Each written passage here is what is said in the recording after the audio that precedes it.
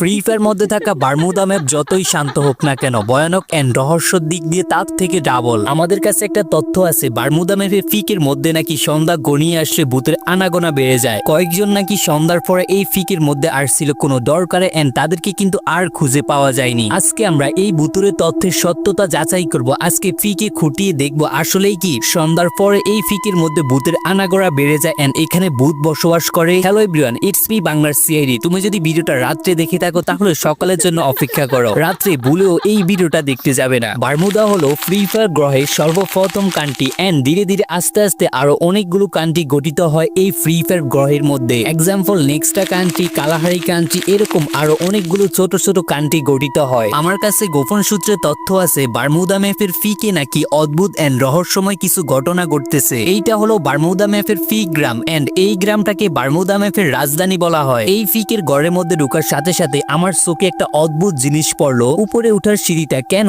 এত নৃশংসভাবে ভেঙে চুরে রাখা হয়েছে? অনেক কষ্টের পর যখনই আমরা এই বিল্ডিং এর উপরের তলায় উঠি, আসল ভূতুরের কাহিনী আমরা এখানে দেখতে পাই। এই চেয়ারটার দিকে একবার লক্ষ্য করুন, বনলতা ঘিরে আছে কিভাবে এই চেয়ারটাকে। এইরকম বনলতা যুক্ত জায়গায় ভূত এন্ড ডাইনিদের ফেভারিট জায়গা। তাহলে আমরা অনুমান করে নিতেই পারি এই বারমুদা দেশের ফিক গ্রামের মধ্যে আসলেই ভূত বসবাস করে। লিটারেলি এই টিভিটা চলতেছে এন্ড চেয়ারের মধ্যে কিন্তু কাউকেই দেখা যাচ্ছে না, অটোমেটিকলি কিন্তু টিভিটা চলতেছে এন্ড টিভির মধ্যে কিন্তু অদ্ভুত কিছু একটা সিনারি চলতেছে। সাথে সাথেই আমি হিস্ট্রি কাটতে শুরু করলাম এন্ড হিস্ট্রির মধ্যে একটা নিউজ দেখতে পাই এইরকম সিনারি নাকি ভূতেদের ফেভারিট। তার পাশেই কিন্তু একটা আলমারি দেখতে পাচ্ছি। আসলে ভূতে এই আলমারিটা দিয়ে কি এমন করে? ভূতেরা কি পোশাক আশাক ব্যবহার করে নাকি অগ্রিম মানুষ শিকার করে এনে এখানে জমিয়ে রাখে পরে খাওয়ার জন্য? আমার লাইফে আমি এইরকম সিন কখনোই দেখি নাই। অটোমেটিকলি টিভি চলতেছে এন্ড চেয়ারের মধ্যে বনলতা ভরে আছে। আমার মনে হচ্ছে আমার আশেপাশে কেউ ঘোরাঘুরি করতেছে। আমাকে কিন্তু এখান থেকে তাড়াতাড়ি চলে যেতে হবে, না হলে কিন্তু আমার জীবনের ঝুঁকি।